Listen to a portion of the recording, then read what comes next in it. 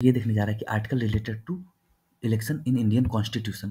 तो आर्टिकल 324 हमारा ये कहता है कि इलेक्शन कमीशन के पास ये पावर और रिस्पॉन्सिबिलिटी फेयर और फ्री और फेयर इलेक्शन करवाए, और ये एक कंप्लीटली इंडिपेंडेंट बॉडी है। 325 हमारा कहता है कि इक्वालिटी इन वोटिंग राइट है हम लोग के पास, सब लोग वोट कर सकते हैं इसमें। देन हमारा आता है उसके बाद आर्टिकल 326 जो कि बात करता है अडल्ट सफरेज की, यानी कि अबव 18 सबके पास ये राइट है कि वो लोग वोट दे सकते हैं स्टेट असेंबलीज में और लोकसभा के इलेक्शंस में। उसके बाद हमारा आता है आर्टिकल 327 और 328।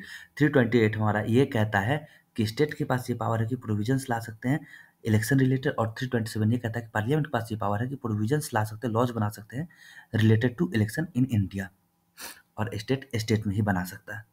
उसके बाद हमारा आता है आर्टिकल 329 जो ये कहता है कि कोर्ट इंटरफेयर ना करे किसी भी इलेक्शन में, इलेक्शन के दौरान, वो लोकसभा का या फिर कोई भी लेजिस्लेटिव असेंबली का हो रहा हो, स्टेट लेजिस्लेटिव असेंबली का। Thank you so much for watching. Please do like share and subscribe. Thank you very much.